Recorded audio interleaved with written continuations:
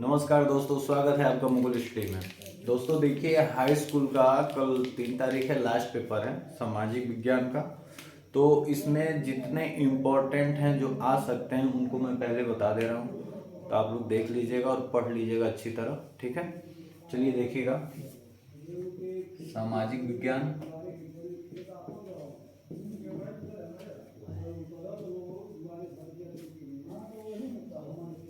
ठीक है। तो इसमें देखिए हिस्ट्री से क्वेश्चन उठाता है ना, इसमें आपका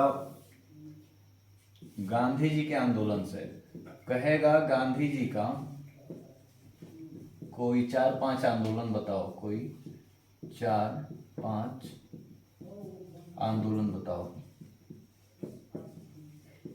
ठीक है, तो ये 4-5 आंदोलन कौन कौन से थे, तो एक लाइन से मैं बता दे रहा हूँ।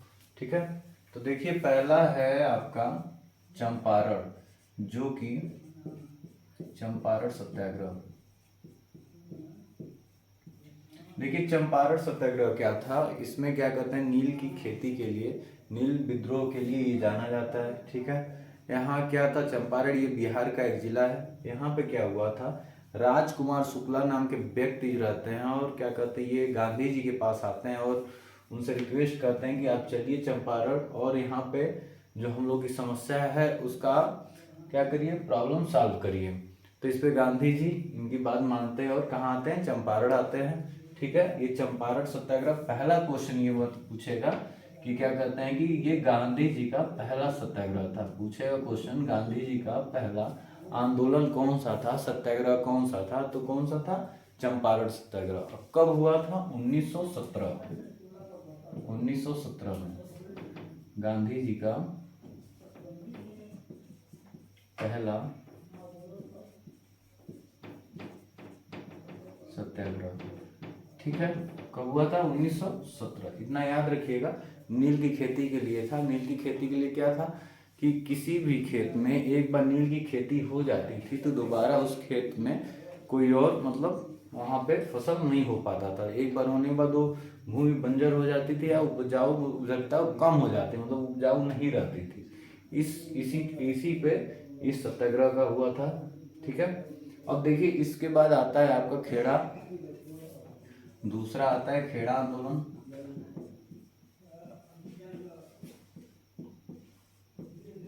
ठीक है, ये 1918, ये लिख दे रहा हूं आप लोग एक काम करिएगा, इसको पढ़ लीजिएगा। खेड़ा आंदोलन के बाद अहमदाबाद मिल आंदोलन, ये कपड़े वाला था। अहमदाबाद मिल आंदोलन। ठीक है, अब देखिए ये भी 1918 में हुआ था। ठीक है, तो ये तो आप सबको पता होगा, खेड़ा और अहमदाबाद। अहमदाबाद क्या था, अहमदाबाद में वही था कि मतलब जो वहाँ पे मिल में काम करने वाले जो आपके मजदूर थे, इन्होंने जो वहाँ के मालिक थे, जो मिल मालिक थे, उनके खिलाफ आंदोलन था। ठीक है, बोनस बढ़ाने के लिए। फिर देखिए आगे आता है इनका गांधी जी का असहयोग आंदोलन। असहयोग आंदोलन आप सबको पता है। असहयोग आंदोलन देखिए 1920 से स्टार्ट होता है और 1922 को खत्म हो जाता है। ठीक है, असहयोग आंदोलन क्या था, 1920 को स्टार्ट होता है, 1922 को खत्म हो जाता है। इसको देख लीजिएगा। इसके बाद देखिए ये है आपका नमक सत्याग्रह, डांडी मार्च। ठीक है, डांडी मार्च, ठीक है, 1930। ये इतना तो पढ़ के ही जाइएगा। ठीक है, गांधी जी से ये जुड़ा हुआ है ऑब्जेक्टिव क्वेश्चन, और 2-2 नंबर का, 3-3 नंबर का जो क्वेश्चन आता है बहुविकल्पी का है और क्या कहते हैं लघुत्तरी प्रश्न वाला, वो आएगा आपका। ठीक है, तो इतना आप ठीक है नोट कर लीजिए, इसको पढ़ लीजिएगा।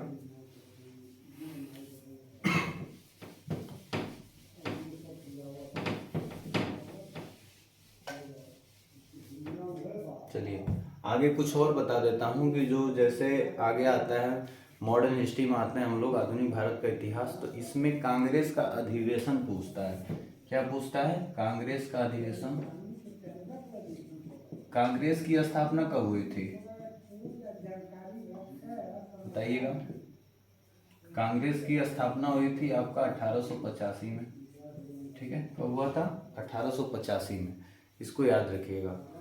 कौन किया था? ह्यूम साहब ने किया था,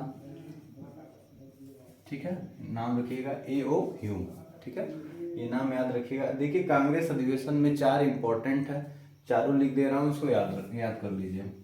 पहला था आपका कोलकाता का अधिवेशन,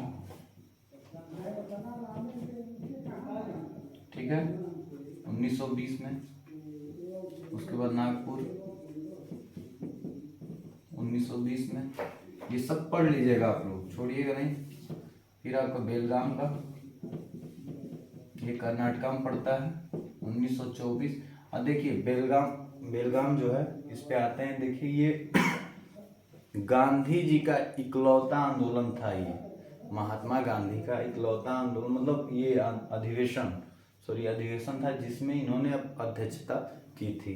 तो पूछा जाता है क्वेश्चन, गांधी जी ने कांग्रेस के किस अधिवेशन की अध्यक्षता की थी? तो बेलगाम 1924 में। बेलगाम कहाँ है? कर्नाटक में है, याद रखिएगा। आगे देखिए चौथा, पहली बार पूर्ण स्वतंत्रता की मांग किस कांग्रेस के अधिवेशन में किया गया था?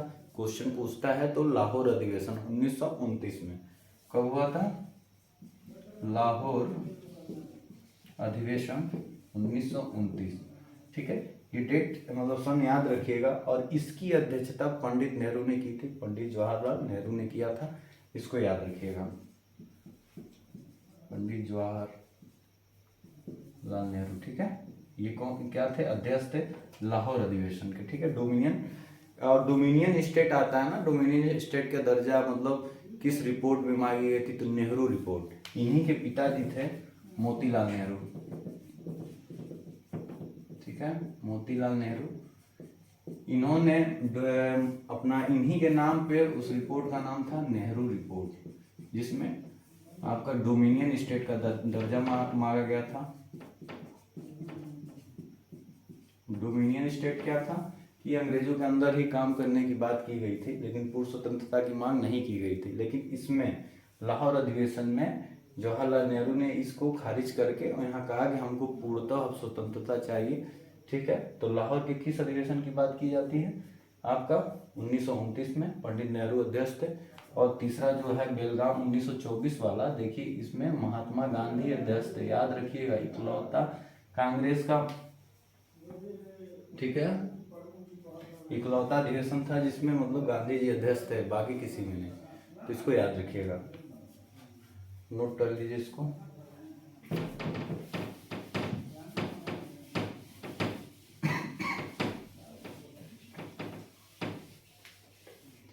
और देखिए इस पे फिगर भी पूछता है, मानचित्र पूछता है, तो मानचित्र याद रखिएगा, ठीक है, मानचित्र याद रखिएगा।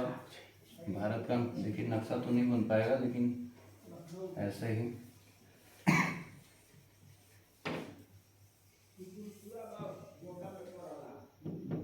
ठीक है।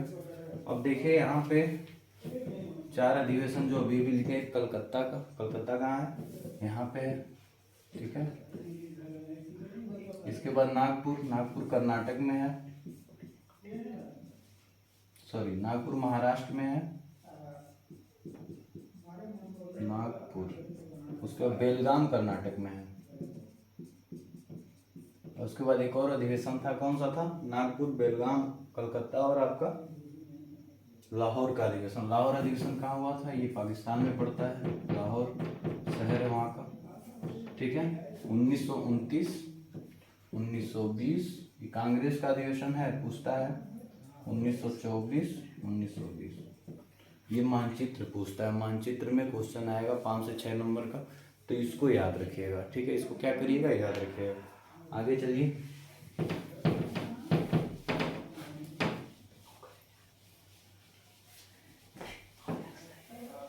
ठीक है। अब आगे देखिए, आगे क्वेश्चन पूछता है मिट्टी और मिट्टी के प्रकार। तो आप मिट्टी कितने प्रकार के होते हैं? मिट्टी का सभी प्रकार, लाल मिट्टी, पीली मिट्टी, ठीक है, ये सभी याद कर लीजिएगा। और भारत के नक्शे में उसको क्या कर लीजिएगा? दर्शा लीजिएगा। क्वेश्चन मानचित्र का भी मिट्टी से पूछता है, ठीक है। और नेक्स्ट आगे पूछेगा आपको क्षेत्र पूछता है। प्राथमिक क्षेत्र क्या है? द्वितीयक क्षेत्र क्या है? ठीक है। और तृतीय क्षेत्र क्या है ये पढ़ लीजिएगा इसको, ठीक है, इसको पढ़ लीजिएगा। लोकतंत्र क्या है ये भी क्वेश्चन पूछता है, ठीक है। तो ये क्वेश्चन यहाँ से आएगा। और कुछ क्वेश्चन पूछेगा आपका WHO का मुख्यालय, ठीक है, वर्ल्ड हेल्थ ऑर्गेनाइजेशन, विश्व स्वास्थ्य संगठन का मुख्यालय पूछ देगा। WTO का पूछेगा मुख्यालय पूछता है, इसको आप सर्च करके पढ़ लीजिएगा या रिवाइज कर लीजिएगा अगर आप लोग लिखे होंगे ऑफलाइन क्लासेज या ऑनलाइन क्लासेज में, ठीक है। आपका यूनाइटेड नेशन का पूछता है मुख्यालय, ठीक है। तो ये याद रखिएगा। तो ये सारा क्वेश्चन आएगा सामाजिक विज्ञान का, तो आप लोग सभी एक बार रिवाइज कर लीजिएगा अच्छी तरह, और कल के एग्जाम के लिए बेस्ट आप लोग, ओके, ठीक है, देख लीजिएगा इसको, ठीक है दोस्तों, थैंक यू।